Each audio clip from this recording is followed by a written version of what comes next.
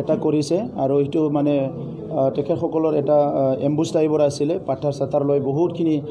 অফিচৰ সন্মুখত ৰখি আছে আৰু আমিতো নাজানো আমি আহি আছোঁ নৰ্মেল যেনেকৈ আহোঁ এইটো ৰাস্তাটো আমি কেতিয়াবা গুৱাহাটীৰ পৰা আহিলে কৰবাৰ পৰা আহিলে সেইটো ৰাস্তা দি আহোঁ আৰু আজি আহোঁতে এইটো এটাক কৰিছে আৰু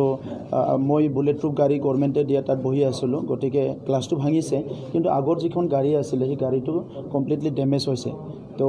মানুহ একো হোৱা নাই কিন্তু কমপ্লিটলি ডেমেজ হৈছে গাড়ীটো এতিয়া এইটো মানে হাগমাৰ এইটো বিপিৰ এইটো নতুন কথা নহয় এই সময়ত বহুত ইউথ আনি থৈ দিছে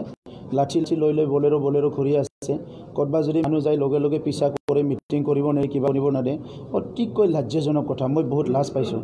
ভাৰতবৰ্ষ সৰ্বোচ্চ গণতন্ত্ৰ দেশ হয় ইয়াৰ ক্ষুদ্ৰ এটা কোকৰাঝাৰত এটা ইলেকশ্যন ভালকৈ পাৰ হ'ব নিদিয়ে কিমান ভাইলেঞ্চ টকা পইচা বিলাই এইটোতো বেলেগ কথা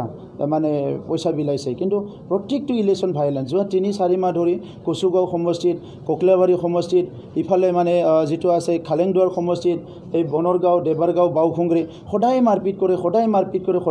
কৰে আৰু আচৰিত এটা এজনকো জেলত নপঠায় আৰু সেইকাৰণে আজি তেখেতসকলে এনেকৈ কৰিবলৈ সাহস পাইছে মই ৰাইজক আহ্বান কৰিছোঁ এনেকৈ আৰু হ'ব দিব নোৱাৰে বিটিআৰত আৰু মই বিশেষকৈ এইটো মানে খুব দুখ পাইছোঁ কি এনেকুৱা আমাৰ গণতন্ত্ৰটো সদায় যে এনেকৈ কৰিব সেইটো কেনেকৈ হ'ব সেইকাৰণে মই সবকে আহ্বান কৰিছোঁ কি অহাকালি সবে ওলাই আহক যিটো বুলেটৰ যিটো জবাব সেইটো বেলটেদি দিব লাগিব আৰু সেইটোৱে লাষ্ট এটা হওক